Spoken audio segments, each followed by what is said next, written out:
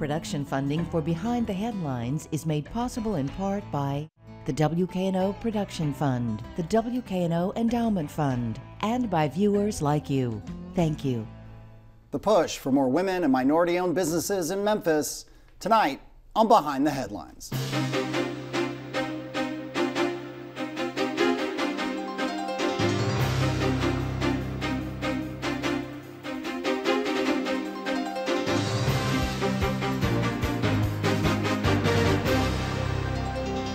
I'm Eric Barnes, publisher of the Memphis Daily News. Thanks for joining us. I'm joined tonight by Joanne Massey, Director of the City's Office of Business Diversity and Compliance. Thanks for being here again. Thank you. Leslie Lynn Smith is President and CEO of Epicenter. Thank you for being here. Thanks for having me. And Andre Folks is President of Startco. Thank you for being here. Great to be here. So we'll start with there's a lot going on in this space and this effort of increasing the participation of women and minority in business in Memphis with the city, with other government organizations. But let's start with the 800 initiative, which is kind of what compelled this show, but we'll talk even more broadly about all kinds of things going on. What is, Joanne, the 800 initiative? The 800 initiative is a partnership with Startco, Epicenter, CBU, and FedEx to assist minority businesses in building capacity, scaling, and growing. And those are businesses that already have employees, that already have revenue, but they're ready for the next level. And so those 800 businesses are businesses, and maybe I turn to Andre here, are businesses that already have employees. They're not sort of one man, one woman type shops. Is that right? And so why focus on that size of business? Absolutely. If you look at the total number of firms here in the city of Memphis at 69,000, over 39,000 of them are African American owned firms, but only 800 of them have paid employees. And looking at the continuum of support resources that are out there, there are a few gaps, and we're looking to fill some of those gaps with some of the resources that are being provided here through the initiative itself. And so am I right, Joanne, that it's about $500,000 in city funding that's been proposed? Yes, the mayor included in the fiscal year 19 budget $500,000. And then that's in addition to, is it $1 million that FedEx has pledged? FedEx has pledged $1 million to go towards grants and loans for those businesses, and then Shelby County government has also pledged in their fiscal year 19 budget $500,000. Okay. And Leslie, for people who don't understand what Epicenter does, and we'll get back to Andre and talk about what Startco does too, but what is Epicenter, then what's the role of Epicenter in this effort? Sure. So Epicenter was designed to be sort of the hub of the entire entrepreneurial movement in Memphis to ensure that all of the resources that are needed and necessary for entrepreneurs to thrive in Memphis are available and clear and obvious. We work with partners like Andre and Joanne to ensure that entrepreneurs are connected to them as and when appropriate, and that our system boasts access to talent, technology, customers, and capital. The reason this program is so important is because one of our stated goals is to ensure that participation in the entrepreneurial movement mirrors the population of our city, and making sure that these companies grow is a significant part of that. As Andre mentioned, these 800 companies already have employees, which means they're poised for growth, and we know that companies that have more than one employee have the potential of up to 9 times top line revenue as opposed to those without employees, so it's a significant economic focus. How do you reach out to the 800 folks? I mean, is that part of what's going on? Maybe if I turn to you, Andre, are you like, is this effort calling them on the phone, trying to email them saying, hey, we've identified you, these resources are available to you, come talk to us? Is that what's happening? Absolutely. I mean, a lot of these organizations that we're talking about right now, such as Epicenter, the City of Memphis, Startco, and many others, are already out there on the ground trying to work with many of these minority businesses. This is hoping to intensify that even more. A lot of it is boots on the ground, direct calling, reaching out through them through events and programs, and really trying to keep a community of them like fostering and moving forward. So a lot of it is just the get in the trenches and start finding them. When we talk about meeting with people, I'm going to shift gears a little bit. The mayor, when Mayor Strickland was elected, he's been on the show a couple times. You've been on the show before, Joanne, talking about his desire to increase the amount of city spending that goes to minority and women-owned businesses from, I think, when he took office, this was about 12%. It's up to what percent now, and what's the ultimate goal? So as of the previous fiscal year, we're into our new fiscal year now, it's July 1, but we were at 21.33% of city spending with minority and women-owned businesses. And so the mayor's commitment is really a practice of creating opportunities for businesses in city spending, but helping them to leverage that to get more opportunities in other public arenas as well as in the private sector, which is very important for businesses to be able to grow. And recently there was an event at Cook Convention Center, which is kind of very, very simple, but actually I think it was the first time that you all had done an event that way, working with potential suppliers. Talk about that event. And I've forgotten the name of what it was called. So it's actually our We Mean Business Symposium is what it's titled, and it's the third symposium, but it like was, I said, the yeah. Well, it is the third time since the mayor took office, since 2016. We've done it every year, but we've been able to build upon it by listening to our business owners and asking them what they need to help them to grow and what they need to be able to access opportunities and get information. And so the symposium consisted of first a presentation of opportunities within city government as well as quasi-governmental agencies like MATA, Downtown Memphis Commission, and so forth. And then in addition to that, we provided a at a glance of those opportunities book that included everything from opportunities with those agencies, also with Shelby County government and others who were able to give us information. And that was one thing when I was reading about it, that, I mean, there's government spending in all these different sort of silos. So you've got the city, you've got the schools, you've got county government, you've got MLGW. Is there an effort to kind of coordinate all that through your office, or does everybody just have their individual programs? How do you all work and play nicely together in terms of that initiative? So from the government standpoint, we have a consortium that was developed actually out of the 1990, I believe it was 4 disparity study that was done for Shelby County overall, and there was some dispute on that, but there was a resolution that developed that consortium. So when the mayor took office, and in the last year, after we made some progress, again, wanting to be the best practices, we re-engineered that consortium, brought everyone back together. So MATA, MLGNW, the Airport Authority, Shelby County, and then we also brought in the Memphis Medical District Collaborative Group to be a part of that. And so we have monthly meetings. Our next meeting is actually going to be at MATA's location this week.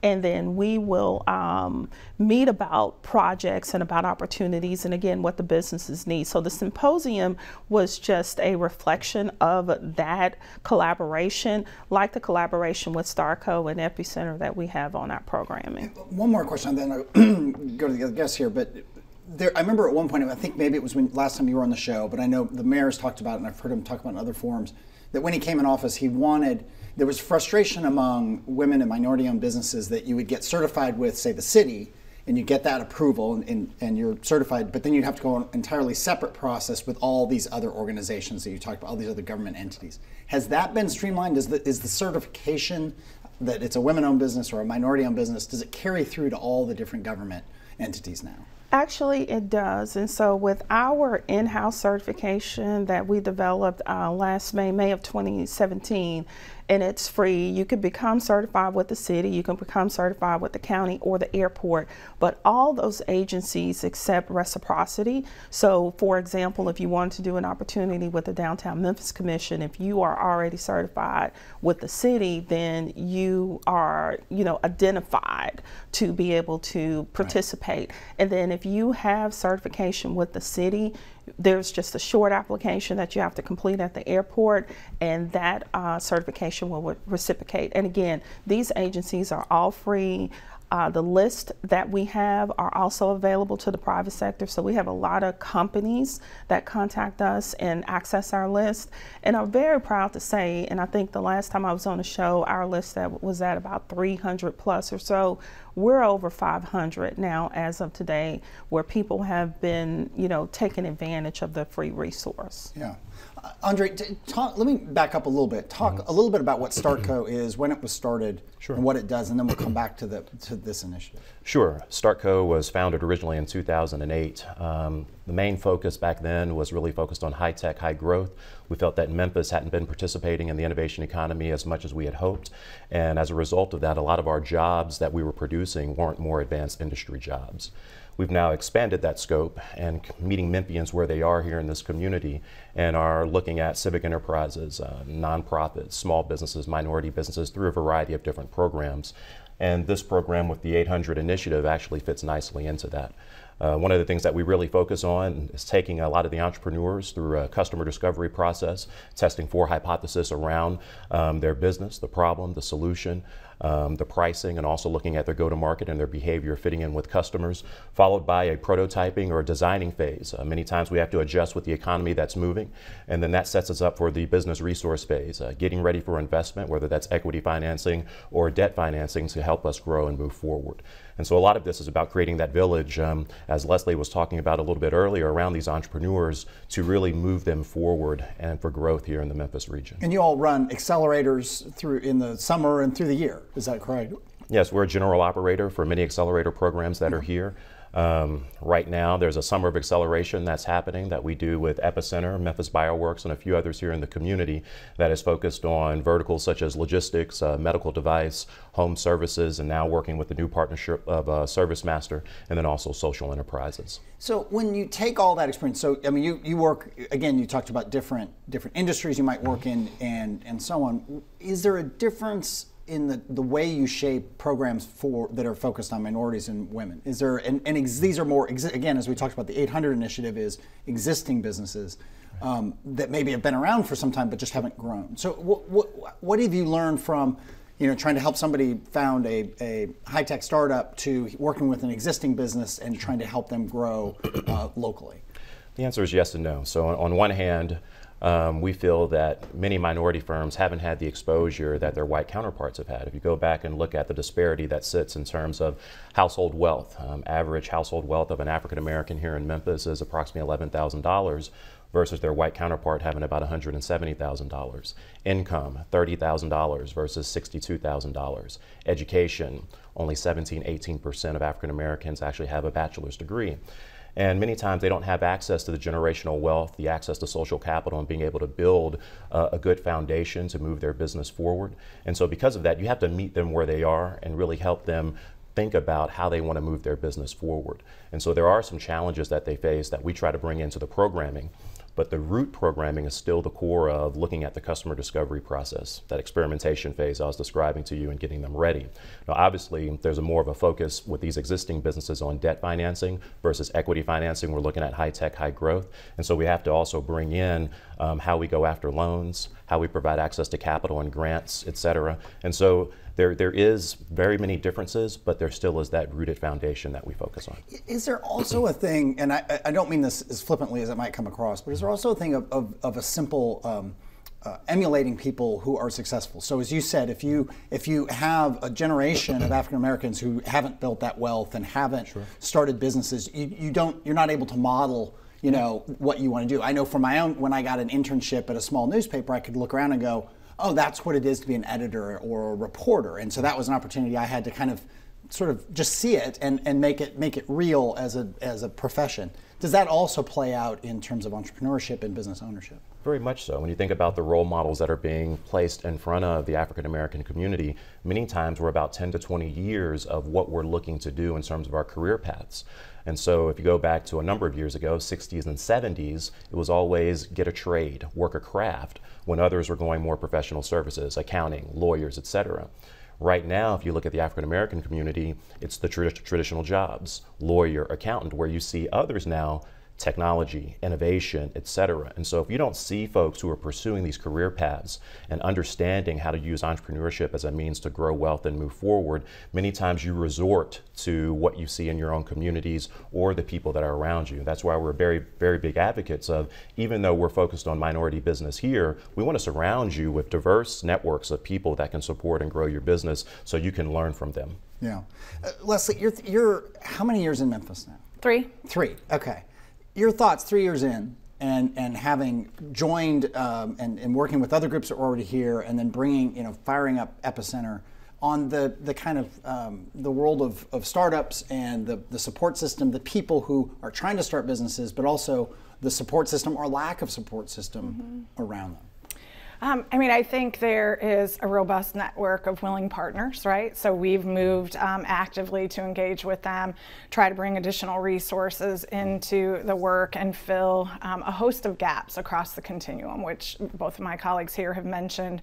A significant one of those gaps that we've identified repeatedly is access to capital. So Andre just talked about how a lot of these firms are going to need access to debt financing, and there's not a lot of debt financing that sits in service to Black-owned or women-owned businesses. Sits in service to, what does that mean? We'll actually make loans to Black or women-owned businesses. And so one of our primary focuses at Epicenter is to identify the gaps across the community and try to find sort of system-wide solutions that solve for those gaps and scale those to serve a broader population of people. In addition to that, we're trying to change behaviors. So you talked a lot about role modeling and barriers to entry for Black-owned businesses. We need to change the way we act and respond to those businesses and stop sort of throwing up barriers or making excuses around a lack of participation and actually just sort of build ramps onto participation. One of the things we recently announced with these folks in the room and others in Memphis is a new $15 million small business loan pool that will fund a lot of these businesses that we're working with. They'll lend in sort of shorter trends than banks, for instance, at prices that are affordable and not sort of overwhelming for small businesses. But they'll also do those loans quickly and efficiently so small business owners can sort of activate against contracts that they have opportunities to pursue.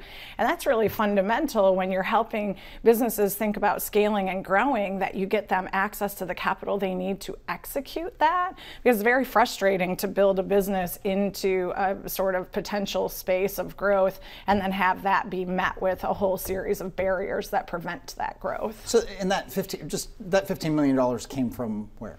We raised that money locally, and a series of banks invested in that pool. Pinnacle Bank, First Tennessee Bank, and Regions Bank are all participating investors in that fund. We partnered with Pathway Lending to distribute those dollars here locally, and they're housed with us in Cooper Young. And we've already seen, we've had 2 sessions with potential borrowers. We've seen over 200 folks come out and sort of show enthusiasm and interest. Am I right that, you know, I mean, studies, surveys show that so many small businesses in the end actually start basically by people maxing out their credit cards and maybe doing a home equity line? I mean, it's a huge percentage of small businesses, and I would think that it's a great story when you see them profiled or be it the Daily News or some other place, and they become very successful and they say, well, I started on credit cards. But for every person who started on credit cards and succeeded, there's got to be a whole lot of people who didn't. And so is that part, I mean, I'm off on a tangent, but it is interesting to me, this whole idea of how people get this started when you've got a very risky idea and an unproven idea, and traditional banks may be very wary of lending to you, so people turn to pretty high-priced, expensive startup capital like credit cards. Yeah, I do think that's a common theme that we see. I think one of the things that Andre and Joanne have both mentioned are sort of the access to resources in the specific populations we serve, and how significantly higher the risk for those populations is in taking those types of sort of efforts to capitalize their businesses. And so, you know, we come at this work with the fundamental belief that all people are worthy of investment and have sort of a right to access to resources that is equal to all of their counterparts in a community. And so we should make access to capital easy for everyone, not just a select group of people, and take people out of the need to do those real high-risk things that for certain people in our community can be a devastating financial decision. Well, if you go back to what Andre was saying, so if you've got African-American families with net worth in the 10 to 11,000 range, and in general, white families more in 150, 170,000 range. If you need, let's say you need $10,000 to start this business, and you've only got $11,000 in net worth, you're putting your whole existence at risk. Versus, I'm not saying $10,000 isn't a lot of money, but if it's 10,000 out of 170,000, you're not putting everything at risk. I mean, very simple Eric math, but that's got to be a factor. Absolutely. It's estimated that it requires $15,000 to $25,000 to really start thinking through your business and getting it to the starting line. And so you immediately start burning through resources as soon as you start down that path, meaning time and money. And it's not as if they come out of the gate saying, I'm going to use my credit cards to fund my business. Many of them are moonlighting. You know, they have day jobs and they're starting to build this business while they're moonlighting, and they start using their personal credit cards to just pay for things, coffee meetings, proposals, et cetera, et cetera. But you are correct. The other side of it in terms of household wealth is the amount of debt that's sitting there, because looking at the net factor of debt versus real assets. So they're already leveraged quite a bit, plus they're trying to start the business. And that's why one of the core areas of what we're trying to look at here is how do we get some of those folks who are moonlighting to shift over to having a company that has paid employees. And sometimes this access to capital that Leslie is talking about helps them to make that transition. Back to the 800 initiative, Joanne, what would be success? I mean, what are your goals for that, for working with those 800 businesses? You know, what sort of increase in employees or increase in output? How do you measure success? So we developed those goals as a team, and so Andre and Leslie can speak on them too. But fundamentally, we're looking at serving, you know, out of that 800, identifying 50 of the businesses over a 3-year period that we will serve, and hopefully those that have employees already, taking them to the next level, increasing their revenue by $50 million over that 3-year period. And then also, out of that, you know, and Andre mentioned there's 49,000 or so African American businesses in this community, and out of that only 800 of them have employees. Well, out of that remaining, we're looking at taking 200 of those and at least getting them to this state of having employees. So we're moving 50, and then we're moving that, you know, 200 of them from that other number. And Andre can speak more. I mean, how do you measure success? Right. I mean, to add to what Joanne was talking about here, out of the 800, we're looking to identify 50. The 800 right now are averaging about $626,000 in receipts annually a year. And we're looking to find 50 of them and double their revenue over a 5-year period, which is a $50 million, going towards a $50 million goal. At the same time, out of the 39,800, we're looking to identify 200 who can go from without having paid employees to having paid employees. We noticed that there are several out there who are moonlighting, like we talked about, already doing $100,000, $200,000 in revenue, but they have all 1099 contractors working for them. And so we're trying to get them a little bit more well stabilized. I think the other piece of this, in addition to the $50 million net revenue goal over this 5-year period, is we're going to need more access to capital. So it's approximated in this initiative, can we get $32 million in debt and equity financing to support this portfolio of businesses that we're working with, because that capital is going to be needed. So as Leslie had mentioned, with the $15 million Pathway Loan Fund that they have created, this particular plan has a $2 million loan fund that will sit in there to help these businesses move forward. But we're going to need a lot more than that to move this down the road. So those are just a few of the goals that we're looking to hit in milestones to make this a successful effort. CBU is a part of this. Someone may have mentioned it. Can you address what CBU is doing as part of this initiative? CBU stepped forward to be the host, physical and sort of intellectual location for this initiative, and will provide a series of support services to the program. As Andre talked extensively about meeting entrepreneurs where they are and making sure that educationally we're filling their gaps in knowledge around things like financial statements or marketing or communication.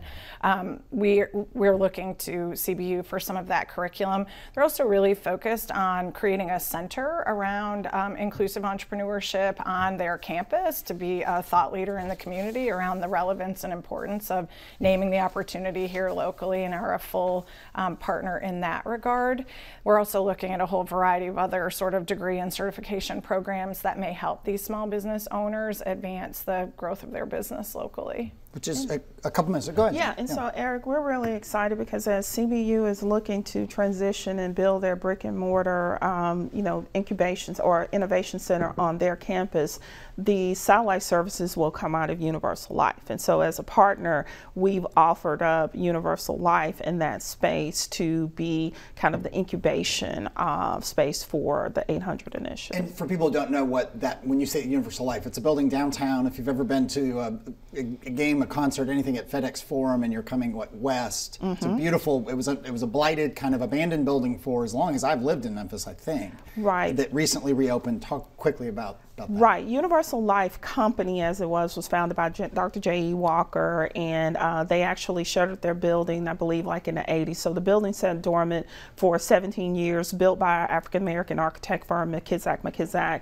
And so the city has invested, along with Self Tucker, to renovate this building, and we're moving our business development center, currently located at 555 Bill, in there, where all of the city's programming for business development support and working with our partners will come out of that building. And it's going to be fantastic. State-of-the-art training rooms, and it'll be accessible to the community. And anyone who's listened or wants to know more about 800 Initiative, they should go to? They should go to www.the800.org.